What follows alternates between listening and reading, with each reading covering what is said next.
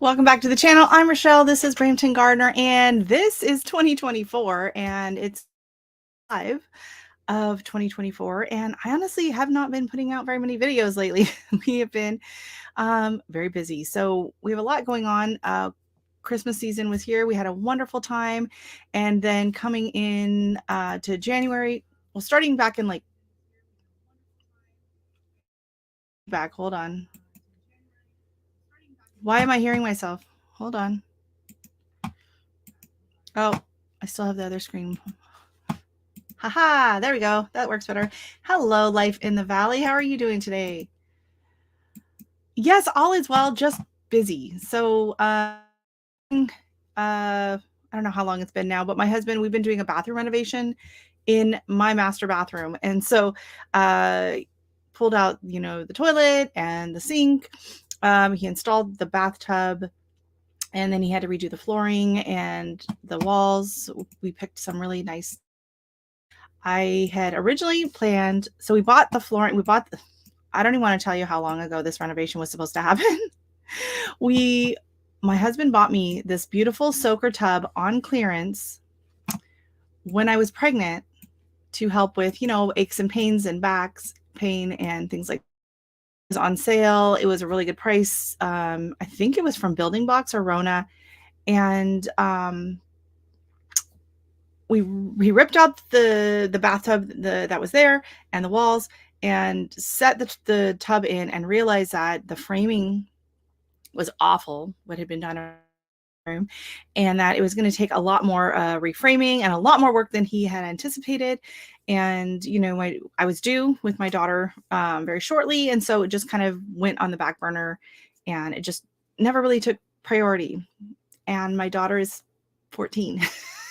So 15 this year. So we've had this bathtub sitting there and open studding in the master bathroom for the past 15 years. And I have a separate shower in there, so it hasn't been like, I still have, a stand-up shower stall that's behind the door. It's like a small little shower stall. So, it's still been a functional bathroom. And Costco boxes of diapers and wipes and toilet paper and paper towels you can store in a bathtub. So it has been used as storage for a long time. And actually, for a few years, my husband had built a shelf all the way across, and I actually hung my grow lights. So I used it as my grow a few years. So that worked out well. It was nice and humid in there, and I was able to, control the lights and everything. So it hasn't been all of a loss. And every once in a while I'll be like, do you think we'll get around to that? And it's just, meh. So he finally got the itch this fall to just get in there and get it done. So it is at the stage now. He just has to finish walking around the tiles, and I think he put a finish coat on all the patching that needed to be done yesterday, and he's going to be sanding it, which means I get to come in now and prime it and paint it.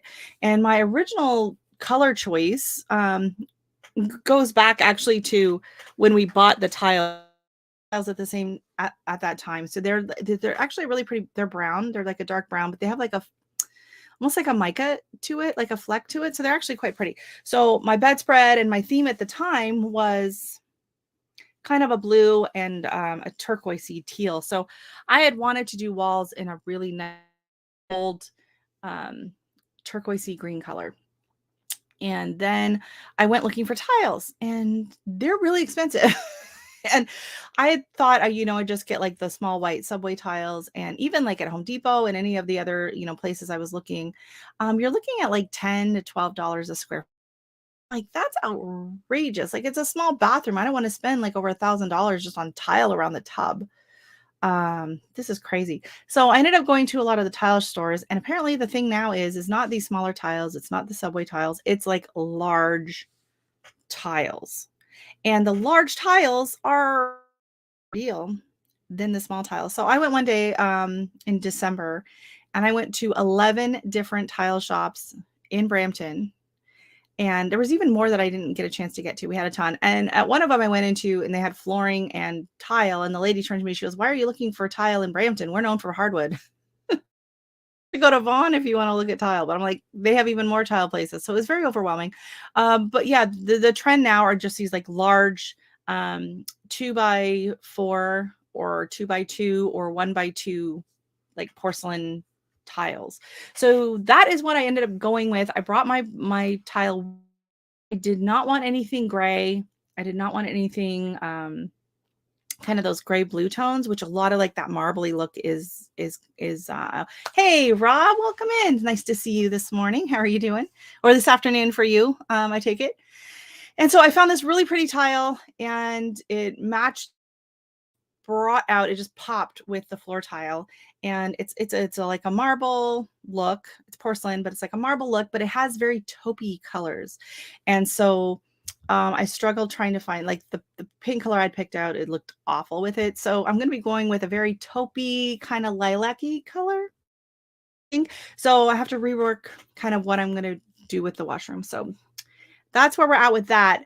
And until I get that done, I can't really start any seeds because the vanity is sitting right in front of my window where I set up my seed starting station. So we're going to have to like get lickety split on this. I am tempted for some of my super hot peppers and just put them in a heating mat and put them somewhere else.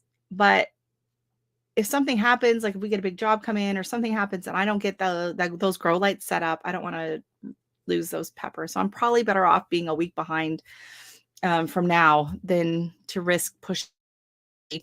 Last year at this time, I already had, I think, peppers going. I had dwarf tomatoes going. I had some herbs going. I had all my onions going. I had my pansies going, my violas.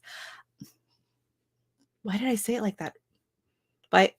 Violas? Yeah. I can't even think of how to say it. And last year I said, I'm going to start my pansies even sooner. Well, this year it's going to probably end up being a month later. Oops. But part of that is not just because of the renovation, but it's because we decided to go to Cuba for a week. So I can't really complain. We just got back. I don't know if you saw the I'll just pop it up on the screen. It was absolutely gorgeous. They have some of the best, most fabulous beaches in the world. Cuba is famous for their beaches. They're just absolutely stunning. And I'll try to find the pictures.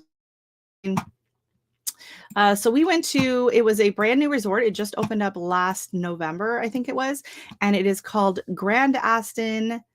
And that's the name of the hotel line. And it was on Cayo Paradon, which is the little island it's on. And it's just south of EEKKK.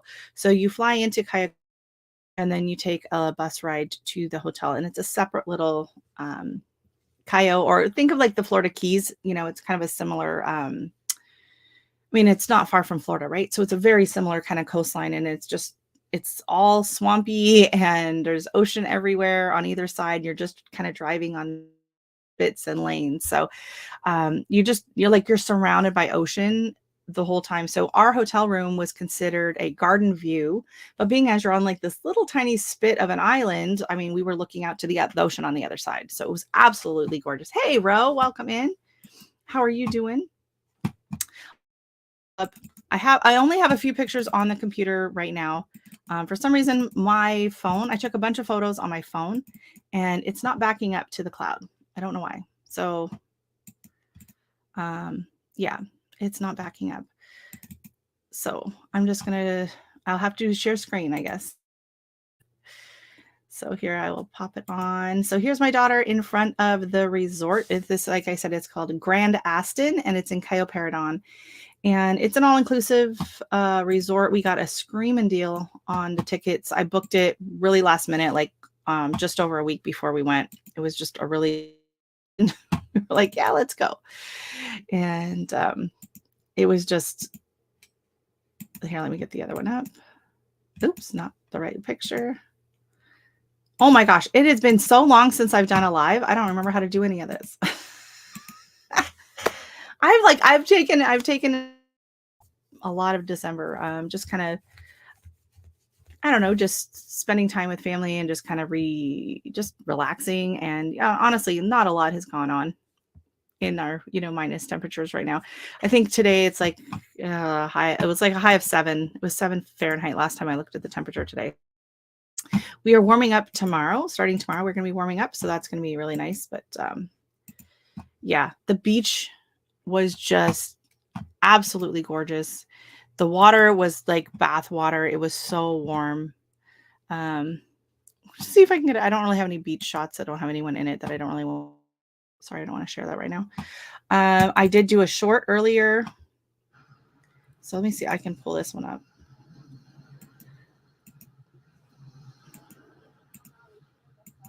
Here, let me see if that's going to play. Media player, can I share that window? Is it going to?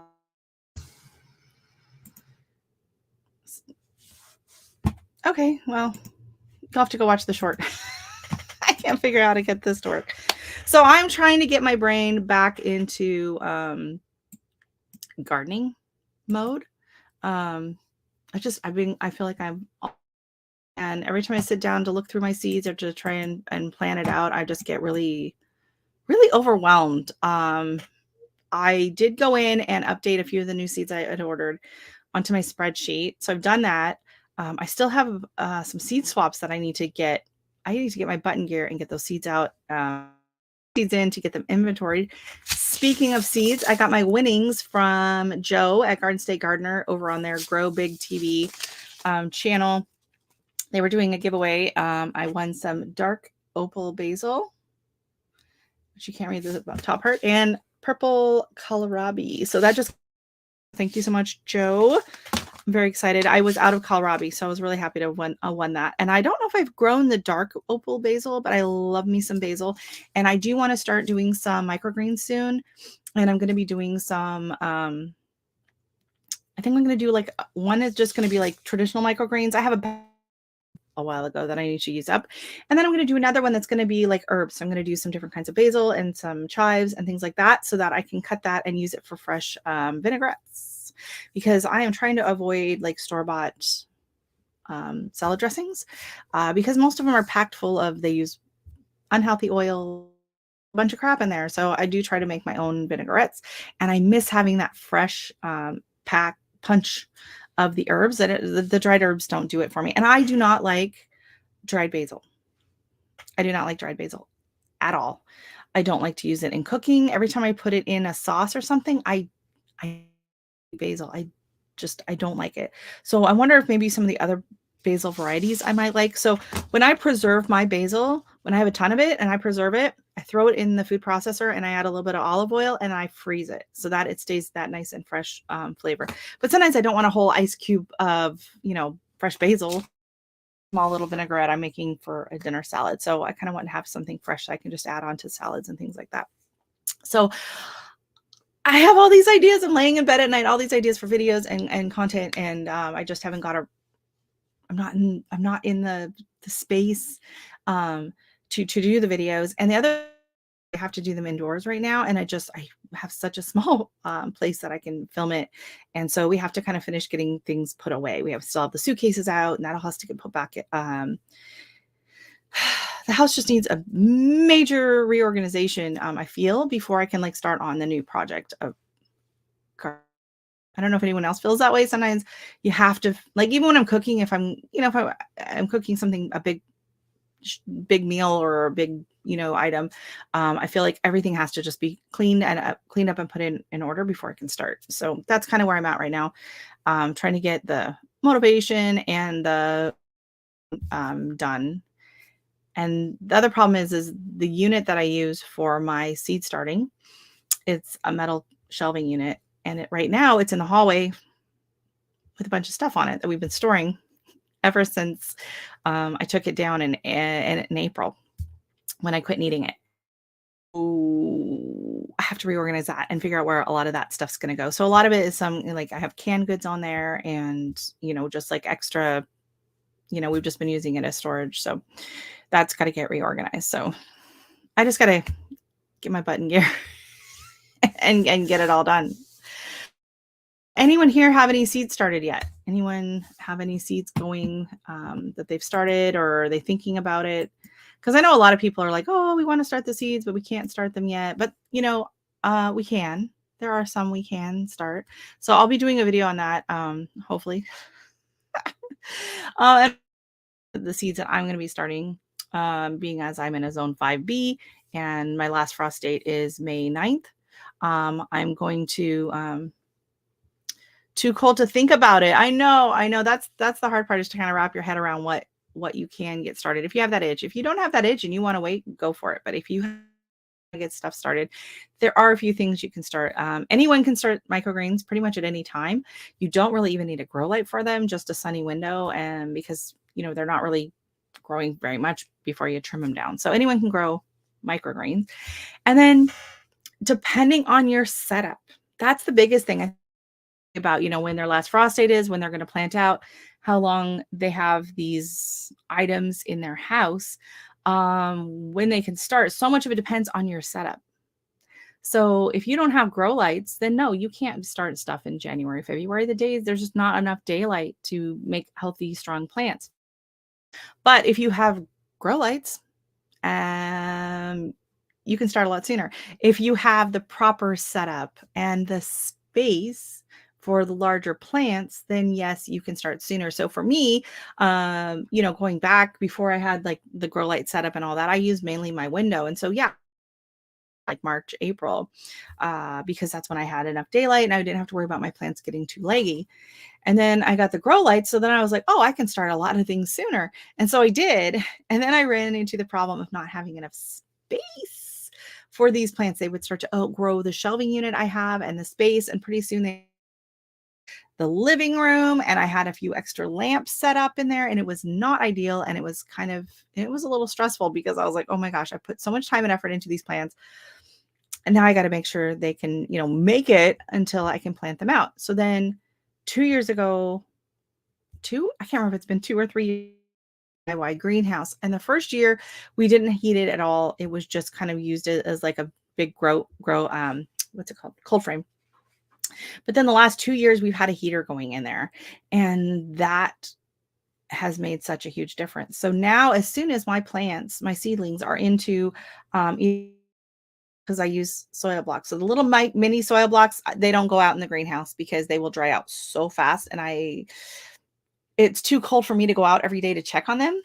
And they need to be watered most of them at least once a day, sometimes twice a day, depending on, the temperature and everything. And they'll dry out a lot faster in the greenhouse. So they have to block and or pot it up into something larger, depending on the plant.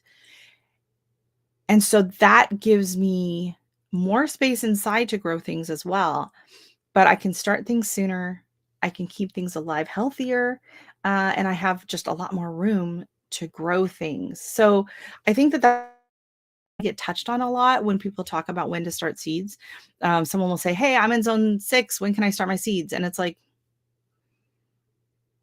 no one can answer that question for you, because zone 6 it's not about your zone when you're starting seeds. It's about your last frost date. And zone 6 frost date that ranges for probably somewhere around 6 weeks, just depending on your local climate. Hey, Miss Andale, how are you doing today? Good to see you. And Rob has converted his attic into a big grow room. He's got onions, chilies, and peppers going. Yay! I think you're in a much more mild climate, being as you're in the UK. You don't really have it quite as cold as we do over here. But you also don't get quite as hot either in the summers as a lot of us do. So you're getting a head start. So yeah, that question, I see it come up and people be like, can I start my seeds now? And, majority of the questions in the comments are like, yes, and then no, and then yes, and then no. And no one explains it. No one says, when is your last frost date? How much space do you have? What is your setup like? Right? Because that's what makes something. I'm like, oh yeah, I'm going to start my pepper seeds. People freak out and they're like, well, you can't start your pepper seeds yet, or you can't start this, or you can't start that. I couldn't before, before I had the setup that I have now, but I can now. And, it helps me to extend, as I'm in Canada. We have a shorter growing season than a lot of people in the US. And so getting those plants started and getting them nice and big before I can plant them out, has it's a total game changer for me. And especially things like the dwarf tomato, I think are really where it's at, especially for people in colder climates, because you can grow the plant to maturity inside. Like an indeterminate tomato, I don't start my indeterminate tomatoes until April because they just grow so.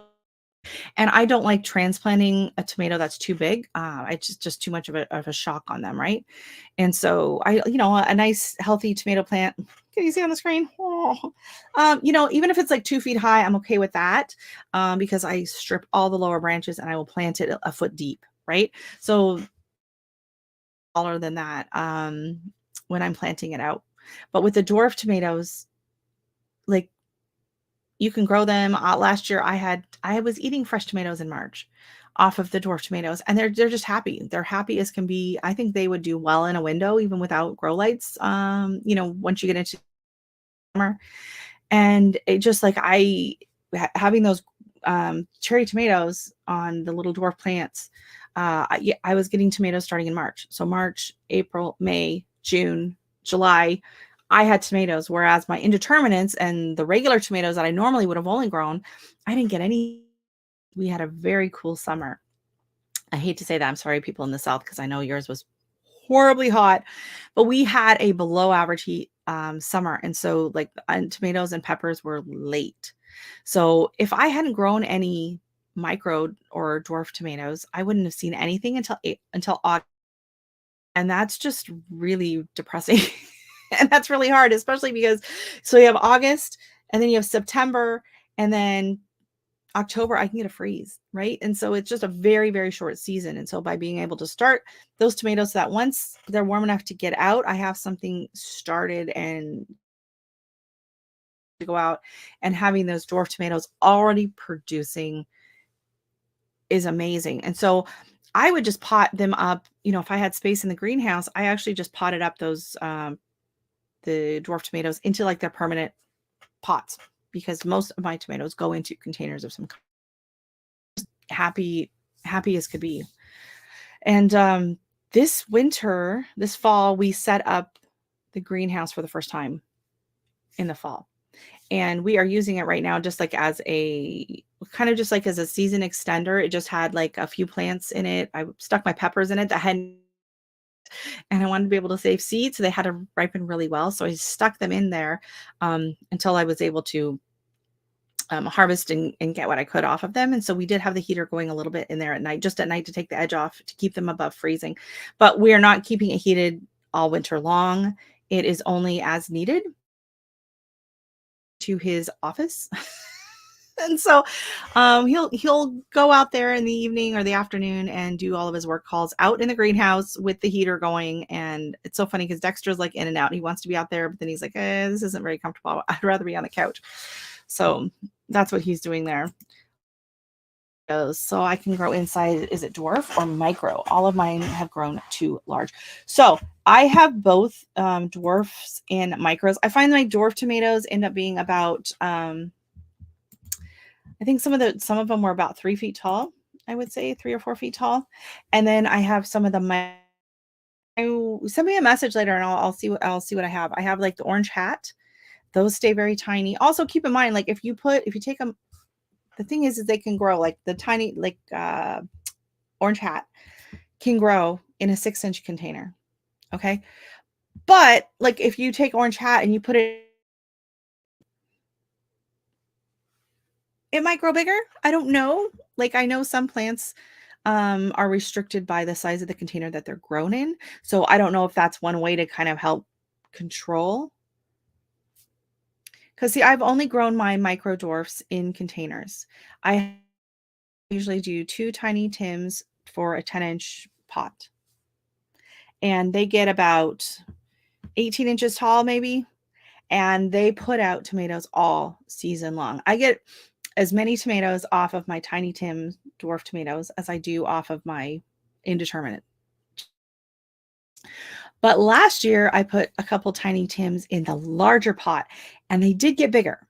So I do think it does have something to do with that. And it could have been that I just was like fertilizing a lot heavier because I had other tomatoes in there as well. So if you want to grow them inside, get a, I don't know what's going on with my body. Do it. If you want them to stay small, put them in a small container and make sure you stick with a micro dwarf. So I have quite a few. Nicole at Nicole Smith Gardening has bought a bazillion micro tomatoes. So go watch some of her videos too if you want to varieties that are out there. Orange Hat is probably one of the most popular, like super sweet little orange tomato. It was absolutely delicious. But I did have quite a few. I had like Bianca, Bahaha, or Bahaha, as my daughter says. I have to say it from now on. I had Canary, Tumbling Tom, because it was literally a tumbling tomato plant. So if you had like a hanging basket, you could put it in that. The growth habit was a a tumbler, I guess what's the word I'm looking for? Drapey? A spiller. Like, you got the thriller, filler, spillers. It was a spiller. So that's the way it kind of grew. So my mistake was that is I put it too far down on the tomato tower. I should have put it in the top because the other plants grow upright and that one grows down. But there's like the variety of micro tomatoes out there is insane. I think a lot of like the crosses and the dwarfs, honestly, I don't know if there's really as many varieties as they say there are. I have a feeling a lot of the varieties that people cross are probably duplicates that someone else has crossed and it gets a different name. I don't know how stable some of the micro dwarfs are. Like, I don't know the requirements on it. Like, I can go out and I can cross some tomatoes and then I can, grow them for a couple of years and be like, here, and, market it as a name, and it could revert back. So, um, maybe stick to some of the truer, more original micro dwarfs if you really want to make sure. But there's a ton of options out there. And then I don't know about too many, like you can get some larger tomatoes as well that are on the micro dwarfs. But I think if you want like a nice slicer, you're going to have to look at more of a dwarf variety. I don't know. I can't picture a micro dwarf being able to support like a slicer type tomato. Here's my favorite dwarf tomato is the Tasmanian chocolate. And that one has amazing flavor. It produces well. It's got a nice kind of a medium sized slicer, and the plant stays around 3 to 4 feet tall. So the first time I grew those was for the MIG grow off from 2021, I think it was. So I do have that up on my channel if you want to kind of see the growth of that, because I followed it in the MIG series. So if you just type in like the hashtag MIG or whatever, it should come up and you will see like I was growing it in the house. I had it in a grow bag and it's about 2 or 3 feet tall, but it had tomatoes on it in, I think it was end of March is when the competition stopped. So I didn't have anything like really ripe enough to eat yet, but it had tomatoes on it that just weren't ripe yet. And so they did really well in the house, but it was bigger. I was expecting micro dwarf because I'd grown Tiny Tim before. And I thought all dwarf were that. Realize the difference between dwarf and micro dwarf. So, I mean, it's crazy when you think that people have been gardening for centuries and they're still like developing and finding like new varieties and new ways of doing things. It's a very exciting time. Plants. I'm interested in trying other things that are dwarf plants besides just tomatoes. So I've only really done tomatoes. I think Slava over at Kitchen Garden Therapy, she has grown like dwarf peas, there's dwarf beans, dwarf maybe peppers. There's like a lot of dwarf varieties now that people are growing because the plants are smaller, but I find that they produce just as much as the bigger plants and they just take up so much less space. And a lot of us are growing in, smaller spaces. I'm in a townhouse, right? Like I have very limited space. I can't like, I'm not like Laura Garden Answer. I can't be like, oh, I'm just going to go buy the prop, expand. Well, I mean, I do expand. I have started planting on my neighbor's property, but with their permission, because they don't mind, right? So, hey, G Mama, how are you doing? So yeah, I'm just wondering if maybe the pot, if you have a micro dwarf, I don't know, or a dwarf in a large pot it might just be like, hey, happy. Um, because I think a lot of times when we grow things in pots, I know I fertilize way more plants that are in containers than I do plants that are in the ground. Um, Even if I'm fertilizing on the ground, it kind of runs off, especially with the hill and stuff. So the things in the containers are getting much more they're getting a lot more nutrients. So that could, cause them to grow bigger too. But I think most micro dwarfs are grown in containers. So it might be that. Maybe do an experiment, Anne. This would be fun. You could do an experiment. Put one in a big pot and put like the exact same plant in a smaller pot and see what happens. How would you? I mean, different seeds. Okay, here you go. You start a dwarf plant. You take two exact same size off of that plant. One of them you put into a large pot. The other one you put into a small pot. There you go. There's your experiment, man. Maybe I should do one too. We should all do that. That would be kind of cool just to see the difference. Because then you have the same exact genetically the same plant and the same fertilizer and try to put them in the same location. That would be kind of a controlled study. It'd be kind of interesting to see if that would work. I don't know what Anne's this is with this face. I don't know if she's thinking or are you for it or not against it? That's just an interesting idea. So yeah, so I'm going to be starting hopefully some seeds soon. And very exciting news. I think I've told a few people, I put it on Instagram, but back in December, company is Stoke Seeds, who I bought from last year, and I really like their products. They're here, they're local to me, fairly local. They're about an hour and a half away from me. They were doing a giveaway at Christmas time, and I won. So I won $100 gift card to Stoke Seeds, which I'm stoked about. And it was in conjunction with a local nursery down in St. Catharines area. And I won a $50 gift card to the nursery and also a floral bouquet. And so I haven't had time to go down there and get it yet, but they're going to send me the gift cards in the mail.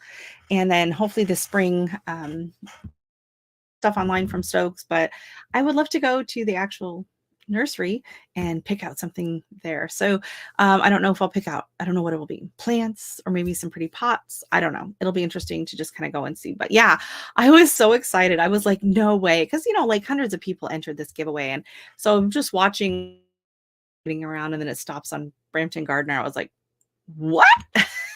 You got to be kidding me. At first, I thought it was like a spam thing when I got the notification because someone tagged me on it. I was like, what? No, that can't be. So, yeah, really excited about it. Oh, and I was excited about this too. So, y'all know I'm into the soil. I'm gone all in on the soil blocks. And Fiskars came out with a soil blocker a few years back, and it is very different than the one that I have been using. Here, let me see if I can't pull this stuff on the screen. Let me find my screen. The ones I've been using now, the price of them has gone up quite a bit. They are made from oh my gosh, they're $109 now at Lee Valley for the set. I did not pay that. I bought mine. I can't remember if it was at Christmas time. I think it was either in 2020 or 2021. But here locally, Lee Valley, this is where I bought mine from. They are currently $109 for the set. So that gives you the smaller 20, gives you 20 soil blocks, and this one gives you 4 2-inch soil blocks. So the price, yes, it is quite staggering for some people. Amazon now, there's a lot of knockoff ones. I have no idea if they're worth, it's all stainless steel. This is a family-run company. Amazon has knockoff ones now, and the price point is a lot cheaper. Hey, Deanne, welcome in. Nice to see you. So the price point is a lot lower. I don't know what the quality is like, so I can't say. But then Fiskars came up with their one. So let me type it in. Fiskars soil. I don't know if you've seen it. I can't type. I cannot type. Oh my gosh. Now y'all know what happens when my here we go. So this is delivery. Someone brought me a nice coffee. Oh, look at that. That's fancy. Thank you. All right. Mm. Well, that was a nice surprise. My Jolta. Okay, so here we have the Fiskars soil block maker, and this one is $30. And it's kind of like a two-in-one. You can make two different size soil blocks with this. So let me see if I can find the video. So here in this picture, you can see, let me see if I can make that bigger. Screen. I find sometimes when I try to increase the size, it just makes it small. So you can see here, it has 4 soil blocks at a time, and the size, the shape is kind of triangular on it. Here, I'm trying to, it's really hard to, it's larger. So yeah, this one makes 4 at a time. And then I don't know why it's not showing me. Here we go. I think there's video at some point, but you can also use it to make one large one. So you can take that centerpiece out and make one large block. So the larger soil blocks would probably be like, if you're going to do this size, that might be good for like a larger seed that you don't want to have to transplant or bump up. I don't know if I would really need anything this large as a soil block for a seed going into. As for like up potting, when like my peppers or something get bigger, or oh, you know what? This would be good for cuttings. This would be good for cutting. So like if you go in and you do like a nice pruning on some of your peppers and you want to propagate them, you could put them in this. This would be a nice size soil block to start the cuttings in, I think. For other seeds, I don't know, maybe sunflower, if you have like the giant sunflower seeds going in there, or nasturtiums, I normally do just fine putting them in the 2-inch soil block. This looks significantly larger. I would guess this is maybe like 3x3 kind of cone shape. So you can see here, it's the outer piece or the inner piece. So this is the 3Z, and they're about half the height. These look to me similar, a little bit smaller than my 2x2-inch, maybe a 1x1-inch soil block. I'm not exactly sure, but oh, here's the video. Here we go. How to use. So this, yeah, this is the Fiskars one.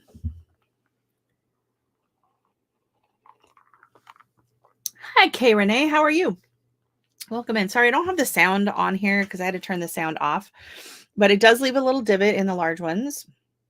It might be good too if you're doing that.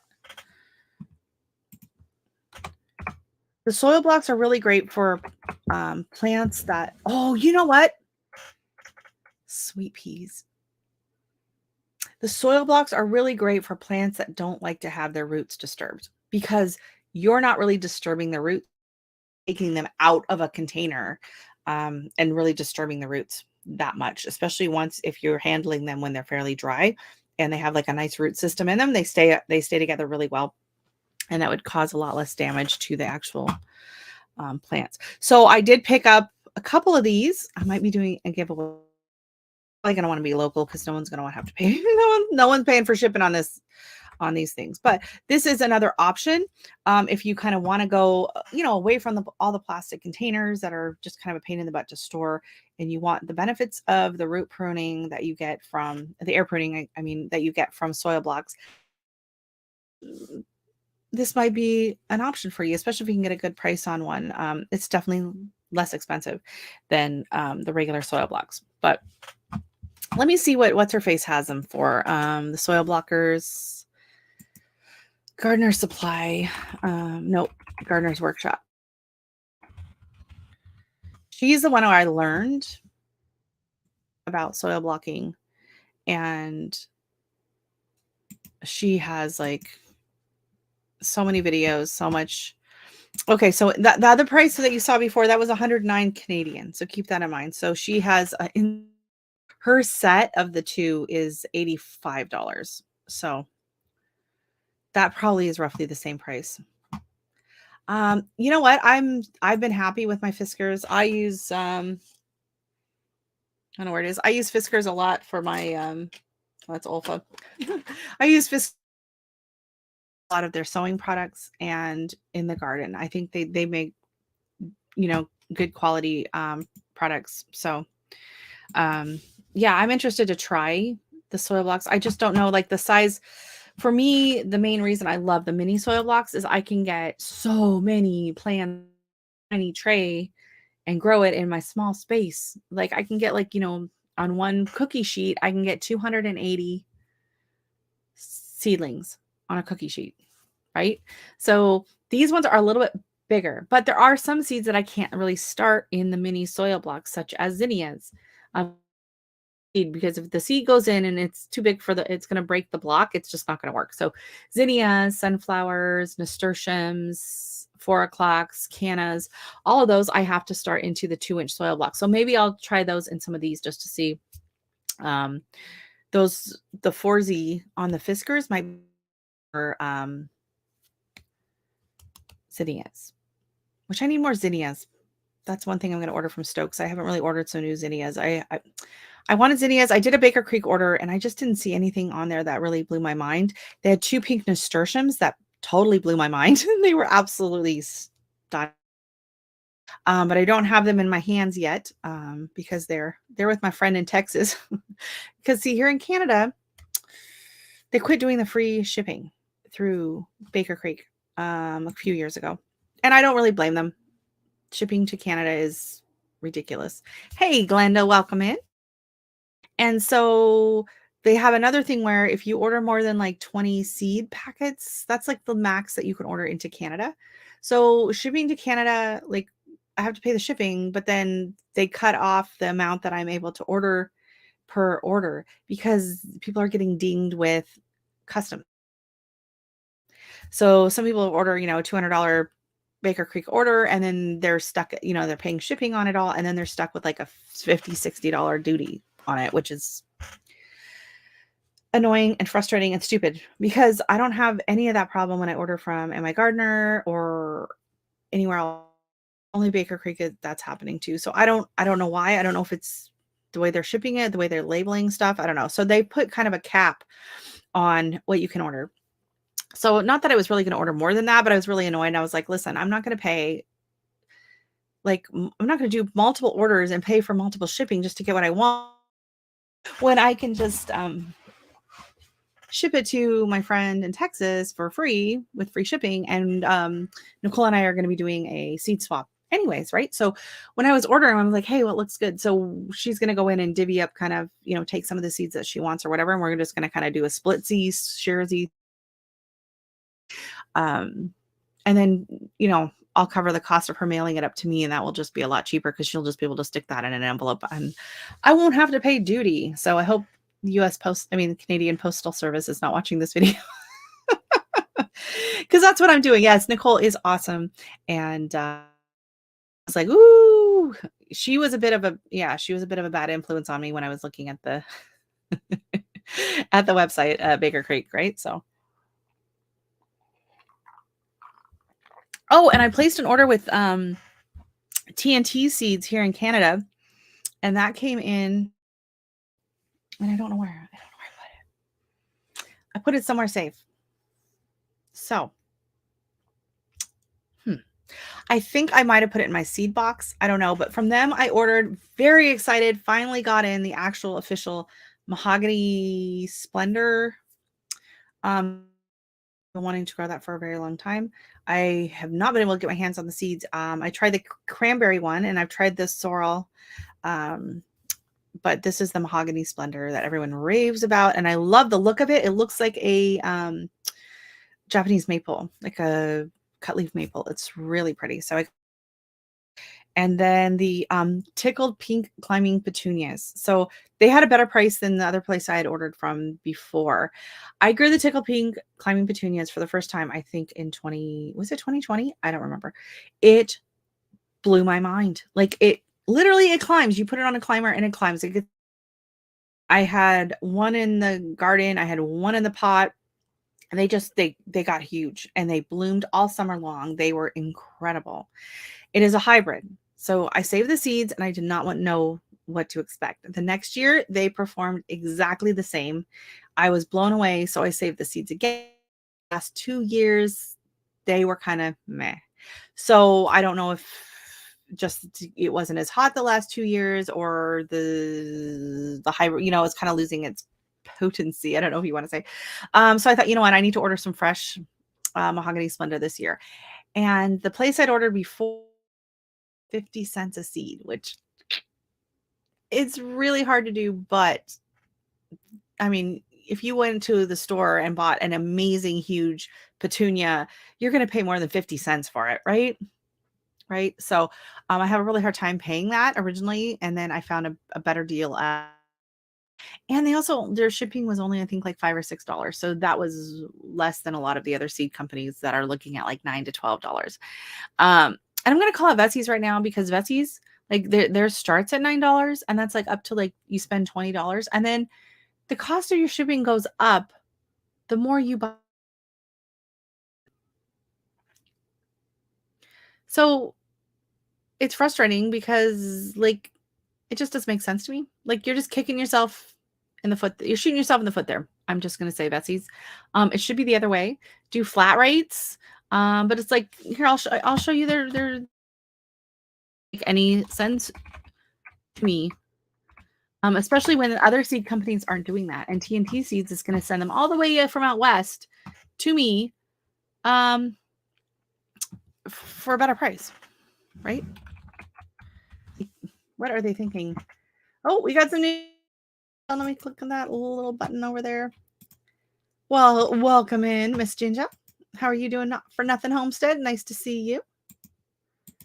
Oh my gosh, it's so nice to see everybody. I feel like I've been in other people's lives, but I feel like I've kind of been out of the loop, especially being on vacation. And I didn't really tell anyone I was going away. It's on social media that the house is going to be empty. I just don't really like announcing that. Let me go here. We're going to go to shipping, view cart. See, I still had stuff sitting in my cart, and then I didn't buy it from them because I was like, no, that's way too much. That's way too much. I'll see if I can get that poppy in there. Hey, Dave Knight, welcome in. How are you doing? You got anything started? So we got a few new people in here. I will ask again if anyone else has anything started. I think last time I asked, only Rob had started any seeds yet. If I'd been home, I would have if I had been home, but I was not home. Oh my gosh, this is taking forever. I don't know why I can't just find their shipping list. But you people in the States, like, I just want you to appreciate. Hey, J3, welcome in. And I don't know why it's not clicking on the right one. I'm trying to click on Glenda. There we go. I'm gearing up for the gardening season. We're starting cold crops next month. Yay. Yeah, I got to get my button gear. I got to get stuff. You started a few peppers. Okay. That's good. But you're, I think, in a warmer. Oh, I bet. You don't have any heat going in there? I do winter sowing as well. I usually don't do that until like February or March. My problem right now, that's the other thing, is I don't have any soil. I have some indoor potting mix that I will use like for certain seeds that so I don't start all of my seeds with the soil blocks. I will pot them into the mini soil blocks once they sprout. But things that have like ridiculously tiny seeds, I broadcast. So like my pansies, the petunias, well, except for the pelleted petunias. So that's the thing with these tickle pink petunias, they are pelleted. Why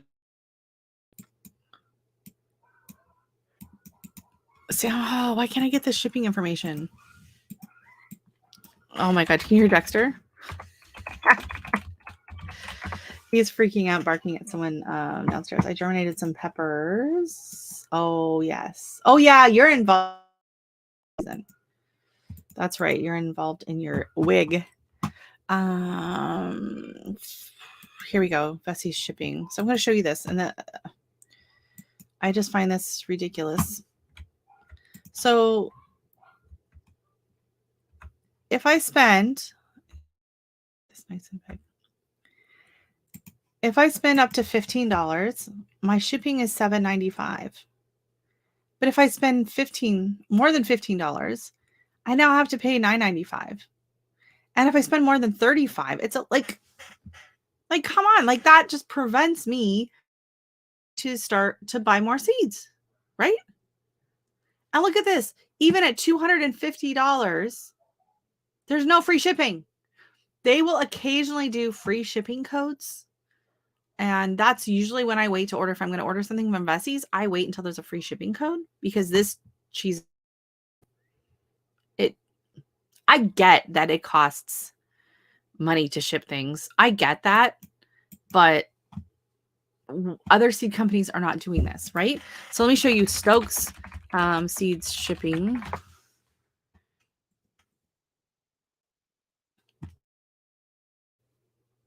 Right here. Stokes parcels via, oh, that's US. Okay, they also offer in-store. Why is this not showing me?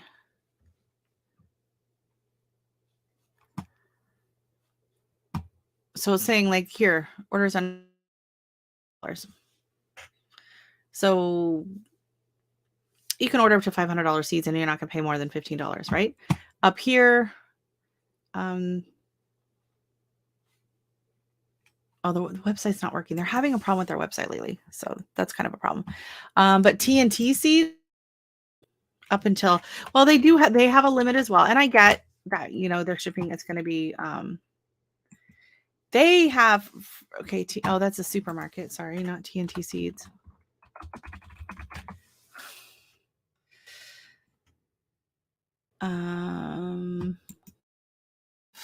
Shipping information. Okay, so they go by packet. So seed orders, 10 seed packets or fewer is only $5.75.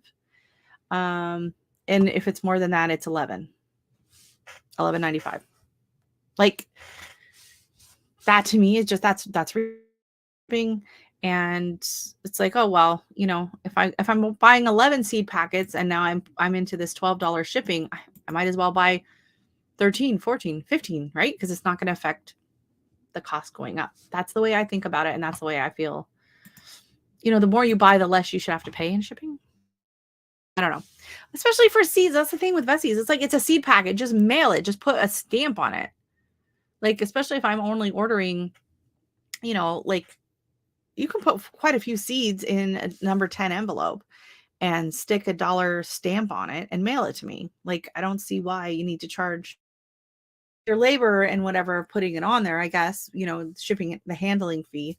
But I don't understand why they charge so much for shipping. Everything just costs a fortune here. That's why I still don't have a green stock, because I won two. You know the story. I won a giveaway for green stocks about 3 years ago over, and at the time, Greenstock did not ship to Canada at all, so I couldn't claim it. He had to respin it. And then I won one on Wicked Awesome Gardening the following year. They did ship to Canada, but it would cost me $98 to ship it. So looked into, like, even when they go on sale and they have their specials and their $10, by the time I pay for the green stock plus shipping plus taxes here in Canada, it would cost me about $250 to get a green stock, which is outrageous. Absolutely outrageous. If you spend, yeah. And you know what? That makes sense. It's really hard to get free shipping on anything in Canada anymore. People used to do it more, but you know, they just would be eating the cost. But you know, Canada Post jumped up. Canada Post, it cost me $1 letter in Canada. It's $1. And the cost of, if I'm gonna, like, even something that doesn't fit in a mailer, like let's say I want to ship a GoPro, or I want to ship, like, let's say I want to mail this to someone across Canada. It's a very lotion bottle. It's going to cost me a minimum package, small package minimum is $11.95. At least the last time I checked. It's probably more than that now. So anything that does not fit in, like, the envelope that fits through the slider, you're looking at a minimum of $11.95.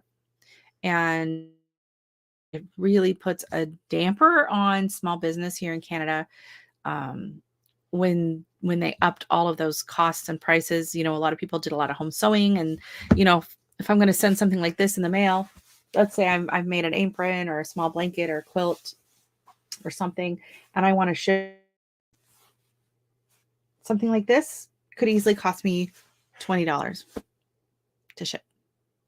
So years and years ago, my friend in Montana got married, and I made her, I sewed her up a few things, and I wanted to mail it to her, and I took it to the post office here, and it would have been $32 with um, tracking. And I was like, so we ended up going to Buffalo about a month later. So I just kind of held on to it because I knew we were going to go. And I went into the post office and I shipped it. And she says, "Oh, that will be $3. Would you like to add tracking?" And I was like, "What?" I said, "Well, how much is tracking?" And she goes, "It's like 50 cents. I almost had a heart attack. I'm like, "Are you kidding me?" She said, "Do you know how many people we have that come across the border to mail stuff in the US? Because it's just like I saved $30 on shipping that one item." That is why, and I get it. That's why, a lot of people that do giveaways on YouTube, they say, if you're in Canada, sorry, we're not shipping to you anymore because the costs in the last couple of years have just skyrocketed. And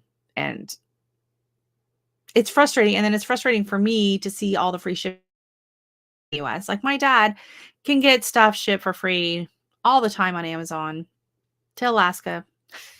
And it's like, what? And then people complain about the shipping in the US, but the shipping in the US is all subsidized, right? So it should cost you a lot more, but the government subsidizes it. So you should be grateful for your shipping costs in the US. Let's see what Miss Grace has to say. "I go to Buffalo from time to time. Would it be hard to cross the border with a green stock? I honestly don't know the answer." Probably not. Like I could probably, I could go over and buy one, but like I can't.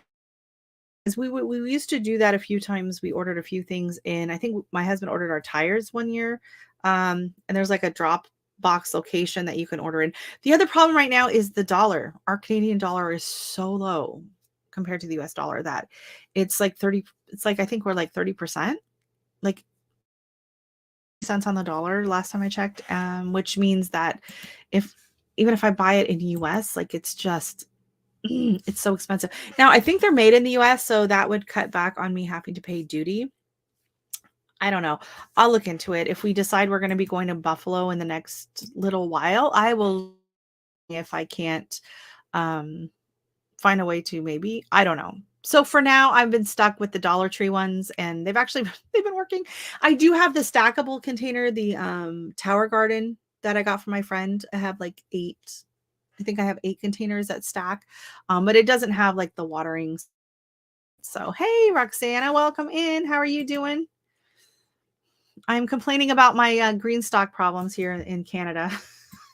So, they are made in the US. So that's good. That should cut down on my problems with paying tax and duty.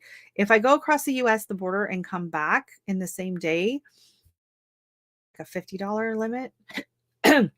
Excuse me. But if I stay 2 nights, I have, I think, $800 limit. So, that might, ooh, that would be awesome. Yeah. If you're ever up in Buffalo, hook me up, give me a call.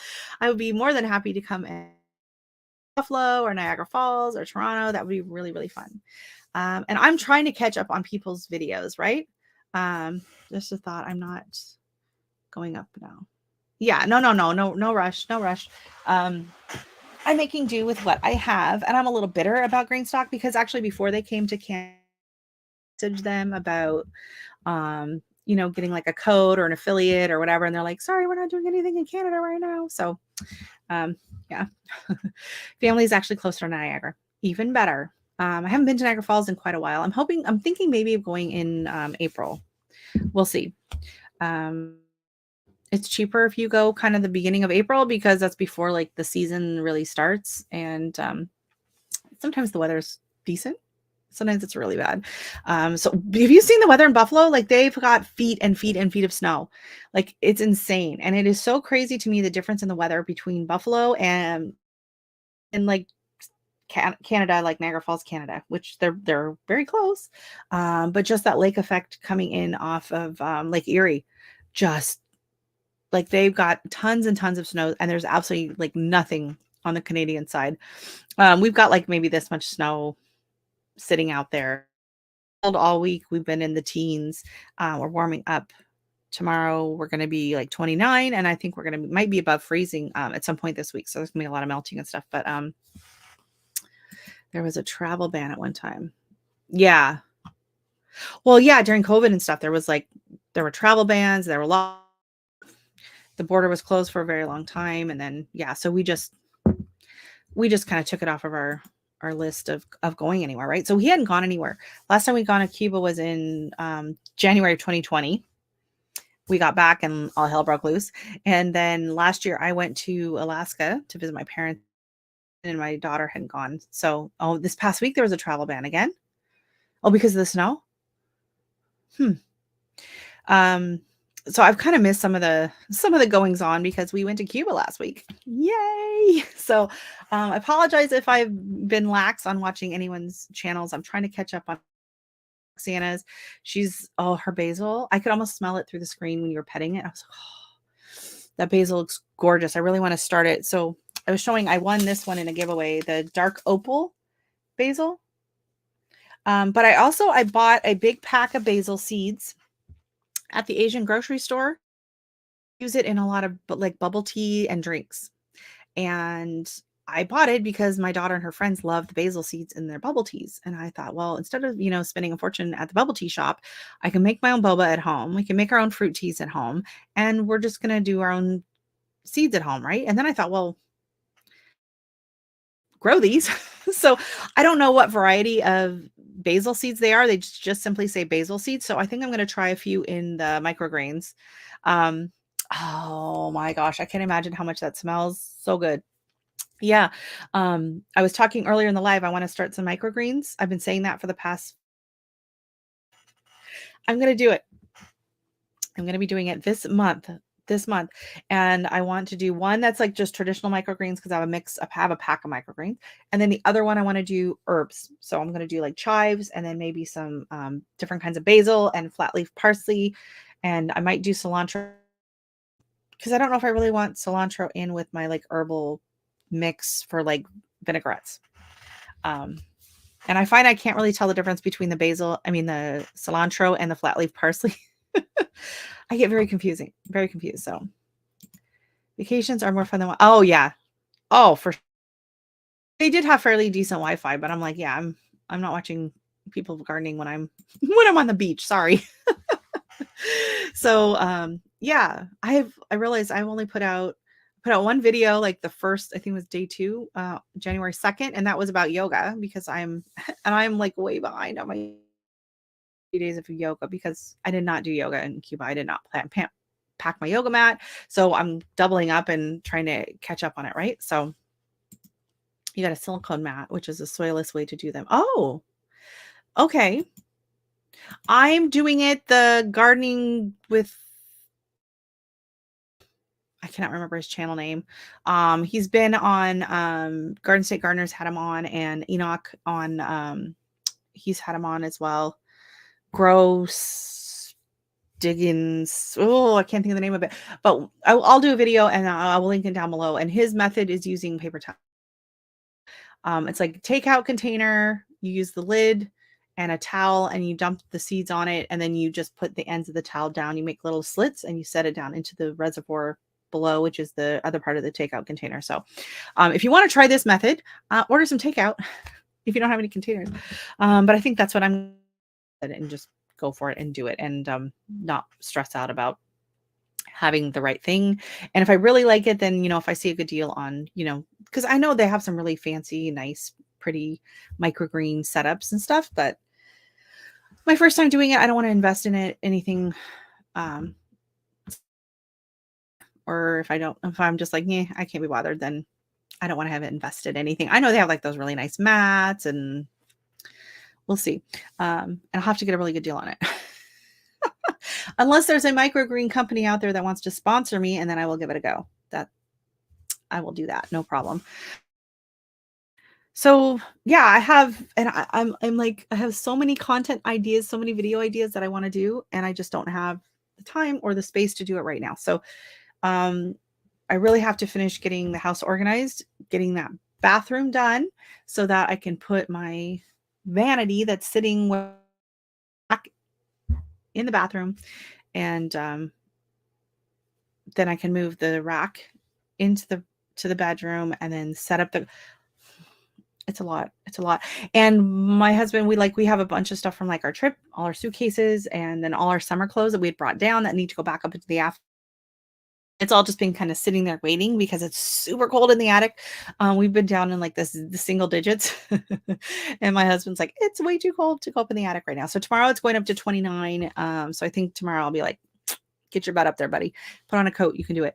And then he'll have to put like all of that stuff up there, and then I think I just have my grow lights that are up there. So I have quite a few sets of grow lights. So I don't know, I might do more this year. A friend who moved from Brampton to Nova Scotia 2 years ago, she had some really nice setup. So she's the one that she was moving, and she said at the curb if you want it. And that was her tower garden setup, which is originally a hydroponic setup, but I didn't want to bother with the hydroponic base part, which I kind of regret later because I didn't realize that these units go for like $600-700 individually. I did not know that at the time. So I just bought the containers and I just use it for soil. I had 4 packs of 4 really nice grow lights that she just gave to me. So I'm like, okay. Also buy that company. So they're really nice grow lights. They are all connected. Came with a big timer thing on it. So it's a really nice setup.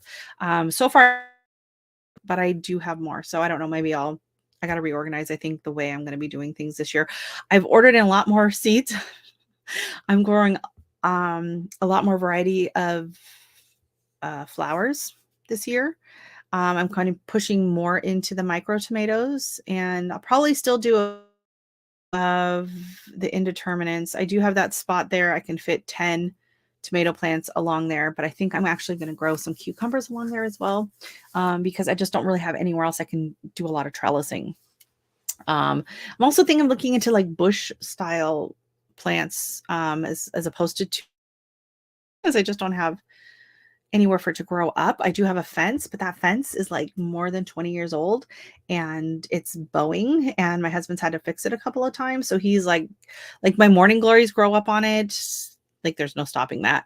But I don't know how secure, like I don't want to grow anything too heavy on there because I don't want to topple the fence over because there was like, too many zucchinis or, or cucumbers on the fence. I don't think the neighbors would appreciate that.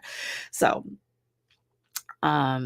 just kind of looking at different varieties. And now that I have my, $100 gift card to Stokes, which I go on there and maybe splurge on a few varieties of things that I hadn't really thought about.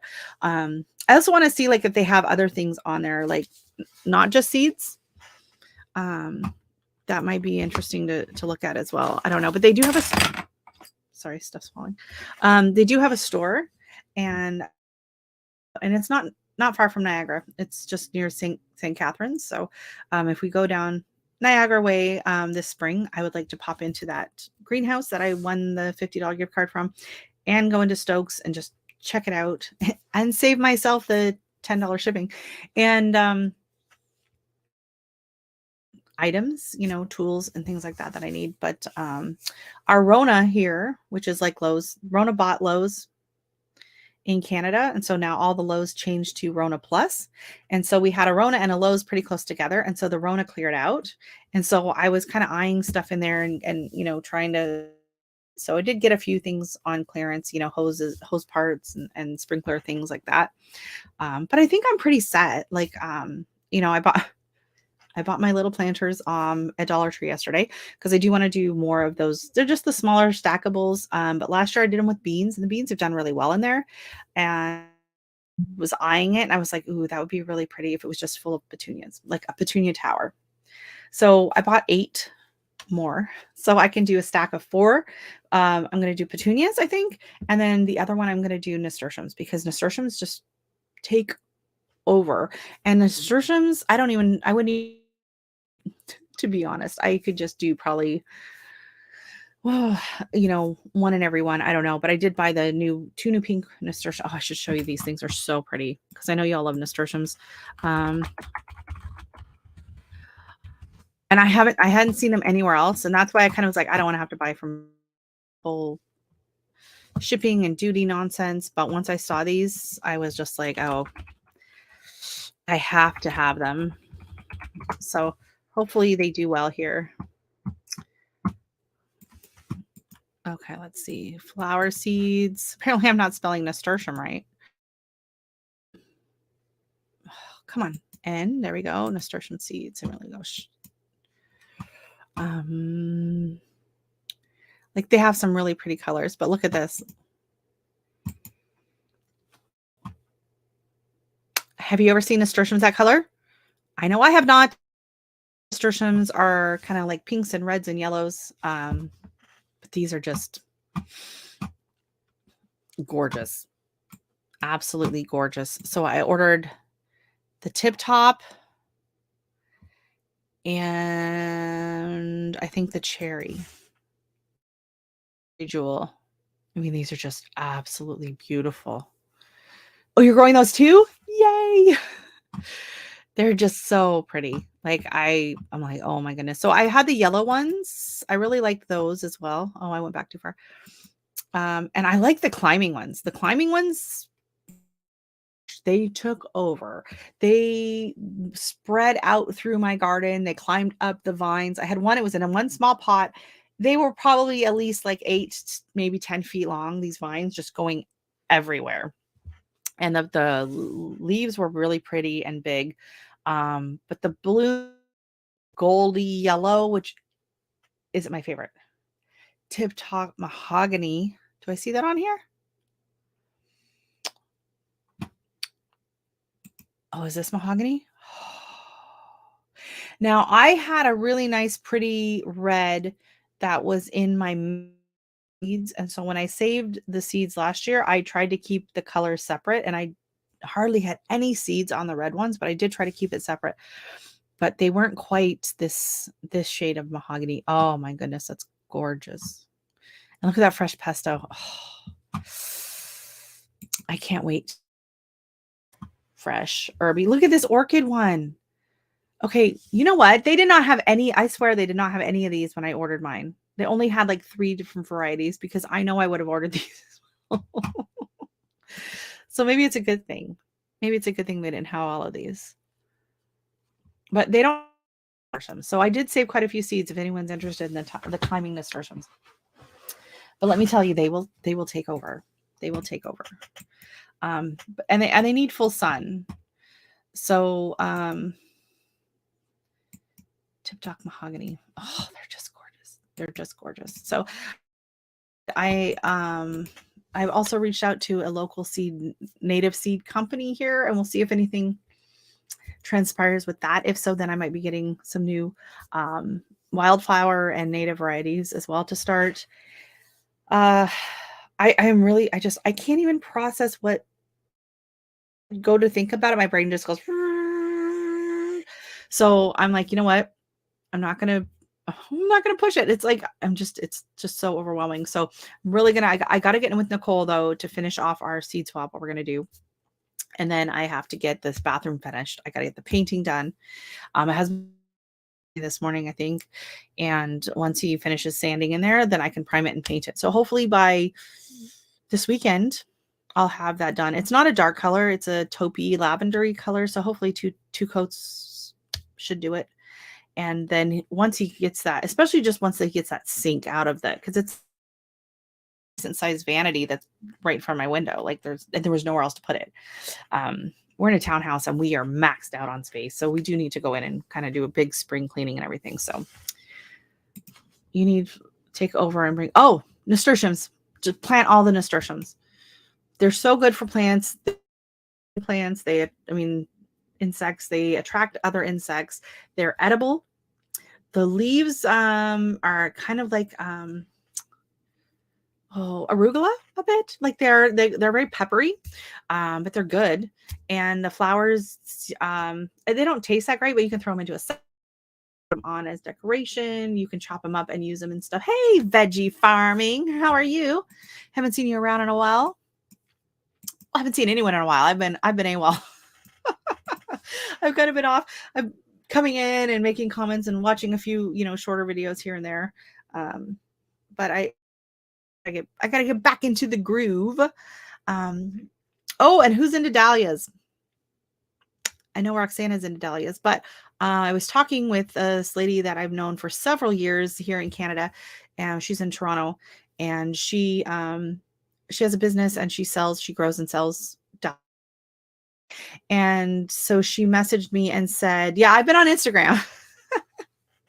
I have been on Instagram in the hotel room late at night. Everyone else is sleeping and I'm laying there because they had really good Wi-Fi actually in Cuba. But yeah, she contacted me yesterday. I posted, actually, I have some of those pots. Do you want them? I don't really use them all. And then she had mentioned that she wanted to know if I wanted to come and do a tour of her dahlia farm in September. I was like, heck yeah, I would love to come and, bring the camera and do a tour of the dahlias. And then she's doing another big dahlia sale in April.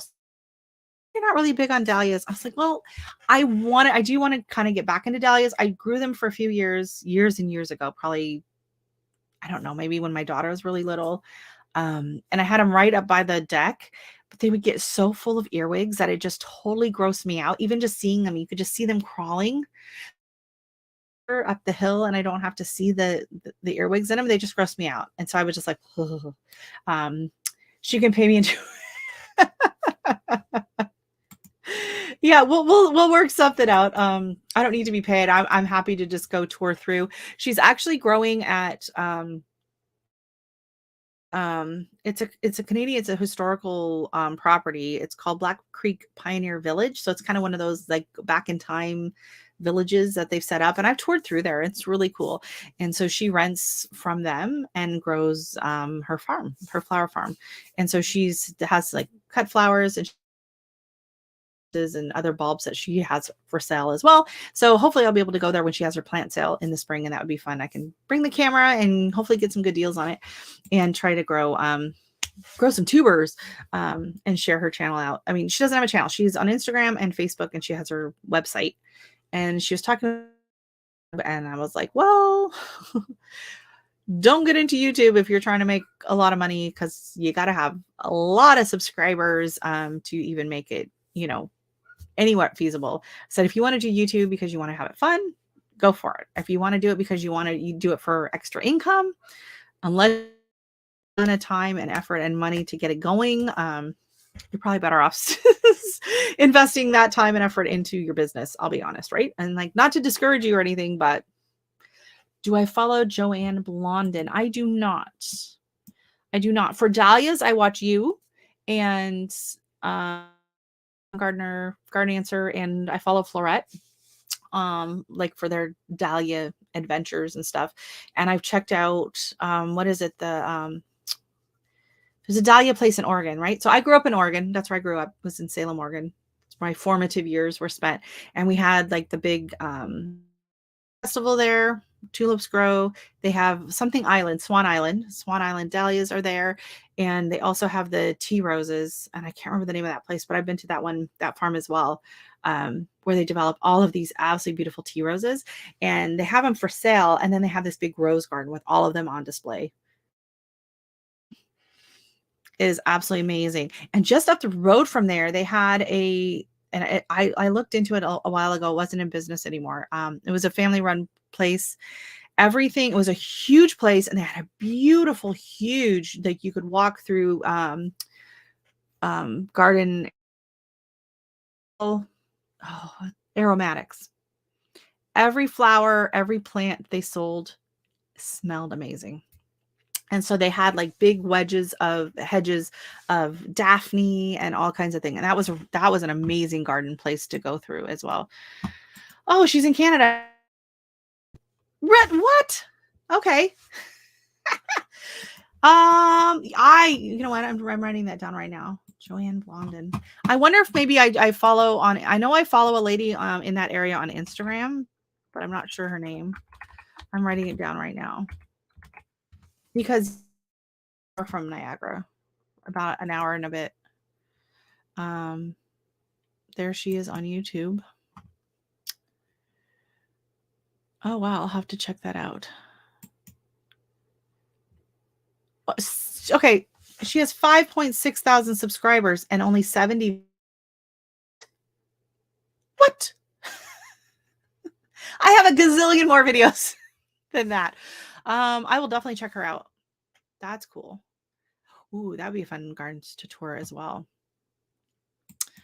Do you know what happened to the about page? Does anyone not have the about page anymore on YouTube? Like I've gone to people's channels and like I see they have home, videos, shorts, lives, playlist. Here, I'll pop it up on the screen.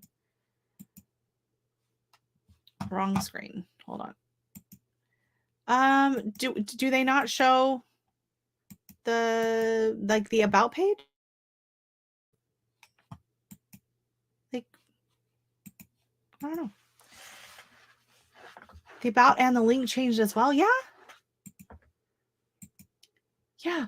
I wonder if maybe like they had like a big presence on Instagram or Facebook and stuff, and then cause like look at Klaus Dog. He goes on YouTube and he puts out one video and he's got like 10,000 subscribers and like in like the first day, right? Like, so if they already have a big following somewhere else, then that would help, right? Yeah, because I'm like trying to figure out where I was watching a video the other day and I was like, man, they sound like they're not too far from me, and I could not.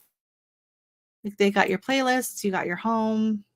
Like, you have to push that to get the about page. Okay, so she's got a website. That's why. She probably already had a big following. Looks like she had a big following and all that. Okie dokie. That would explain it. Okay, yeah, yeah. YouTube is so fun, but it can be frustrating at times as well and stressful. And sometimes discouraging. But I'm trying to set and you can't compare yourself to other channels and everything, right? And this, like, my views have tanked, but honestly, I'm not putting out content, right? I haven't put out very much content all fall. It's just there's not a lot going on. I've got snow, and so I start having content, and my terrarium.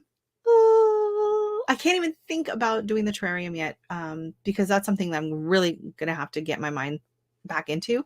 I did the little mini terrarium and things worked out really well. I mean, everything in it's dead, but I kind of let it die. 2 plants in there and they weren't really doing very well. And I really wanted to just see what would happen if the whole thing dried out. And I wanted to make sure that clay doesn't fall off the back wall. And it has been dry as a bone in there for probably about a month, and that clay is staying. So that was the main part of that experiment, was just to see if I had done like the that wall and the moss is staying on there, even though it's not alive anymore. So I'm really happy with that. I'm not disappointed that it died. I didn't want to fiddle with it anymore. But yeah, I do want to do the actual real terrarium, and that's going to have a light and all of that. So anyways, and I know the family's probably getting hungry. I was going to do some videos and I had all these ideas. I said, you know what, I'm just going to come on and go live and just talk about everything that's been going on. I am going to be editing and uploading some pictures and video of the trip to Cuba, if you're interested in Cuba, being as a lot of you can't go, but you can't, because they don't care. So the beaches there are absolutely incredible. The people are wonderful. The trip was probably one of our best vacations. The food was not great. It was fine. We didn't go hungry. There was plenty repetitive. The stuff I really actually enjoyed the most was they had some kind of like roasted pumpkin or squash with every meal, and it was absolutely delicious. They had a pumpkin soup a couple of times that was really good, and they had this like cabbage fry that they would have, like cabbage and onions and peppers. It was and the bread and butter is always amazing. So we managed that. Drinks were quite limited. They have a lot of shortages that are going on right now. Their main trading partners are Venezuela and Russia, and they're a little busy right now. So there's a lot of shortages. Gas prices have gone through the roof for the local people, which is very sad. But the weather was absolutely perfect. It was like mid 80s the whole time we were there, and sunny, and we did not have one drop of rain. So it's the first time we've gone and we haven't had, at least a lot of times we'll get rained out, like 2 or 3 days raining. Not love corned beef and cabbage. I love cabbage. I could eat it every day. I just went and bought some sauerkraut yesterday because we made sausages this week. Oh yeah, that's another thing I didn't even talk about. We did sausages. So I divided it up on Wednesday. We did breakfast sausages. I did some chorizo, and then we did some just regular, I don't know, we just kind of threw it, and then we put it into casings yesterday. So I went to the local Polish grocery store yesterday, and I bought some nice little thing of cabbage. Called sauerkraut. I don't make my own sauerkraut because everyone else in my family hates it, and they think it stinks. And the thought of me like making sauerkraut, the thought of it, they don't even like hearing. They don't even like it when I crack the jar open. I have to like crack it open, get it out really quick, and then put the lid back on. Same thing when I get my kimchi. I hate the kimchi. Yeah, so I had chorizo and I fried it up with some potatoes and scrambled eggs. And then I had my homemade salsa and some manchego cheese on the side and some corn tortillas. But I am going to be getting hungry for lunch today. We're going to be having, I think we have some roast beef and the bones. So the bones from the pork I put into the Instant Pot, and I made a really nice pork broth. And so I think tomorrow, I don't think we're going to do it today because I want to finish off the roast beef we have in the fridge. Tomorrow, so I bought the miso. I'm going to make like my little miso sauce for it and do the eggs. And I got all the little stuff to dice up and put in it. And all the recipes called for, the marinated pork belly. So I do have some pork belly in the freezer. So I'm going to pull that out, get it marinating, and then I'll cook that up then and put it on and have a lovely warm bowl of ramen tomorrow from homemade. I've never made homemade ramen broth. So it was actually very easy and quite delicious. So, and then we rendered the skin, the fat that was still on the skin, rendered that out. And so now I have a nice fridge and some really crispy skin. So happy weekend, everyone. Oh yeah. Welcome in, Sports Cards 24/7. Yeah, I mean, who doesn't love, hey, Wickershire Project? Everyone's popping in as I'm heading off. Welcome in. Nice to see everyone here. So we're eating good now that we've been back. So I got the freezer full of different kinds of sausages, and before we left, I had a bunch of fruit left. And so I just sliced up all my oranges and lemons and some limes that I had. And I just sliced them up and I put them in the single layer in the freezer, froze them bag. And then now whenever I fill up my ice water, I always drop in a couple slices of fruit. I love the oranges slices in water. Absolutely delicious. So you're just listening while traveling. Oh, thank you so much. It feels good to be back groove. I also got my hair done too. That was part of it too. I had like really bad grow out and it was super frizzy. I went to take a video and I was like, I can't even look at myself. Ooh, cucumber in water for you. Nice. I like the flavor. I have trouble with cucumber. Cucumber gives me really like it's horrible. If I have anything with fresh cucumber in it, I will be up all night with chest pain. Like it's so bad. That's why I like cucamelons. They do not affect me like that. And I'm hoping this year to grow the Armenian cucumbers, which are technically a melon, and I'm okay with melons because I love the taste of them. And I'm okay once they're pickled. Once they're pickled, I'm fine, but like a nice fresh cucumber in like a salad or like Greek salad or dipping it in, hummus or something. I can't do it anymore. Getting old sucks. So red wine does the same thing to me. Horrible heartburn. So yeah. So I'm hoping to try the Armenian. I tried it last year and then something ate those two plants that I had growing. So I'm going to be probably start at least 5 or 6 of them this year to give me better odds of getting Armenian cucumbers. So anyways, thank you everyone who came in. It was really great to be you. Oh, thanks. What have you been drinking this morning? So yeah, I got so much going on in my head and I can't even like put it into words, or I'm trying to make a schedule. I'm trying to do my spread. It's just going. So hopefully if I can knock this bathroom reno out of this weekend and get stuff put back, get my shelving unit, I'll be able to just start checking. I can't even make the list. I'm too overwhelmed to even make the list. Rainwater, ew. cover in it. Okay.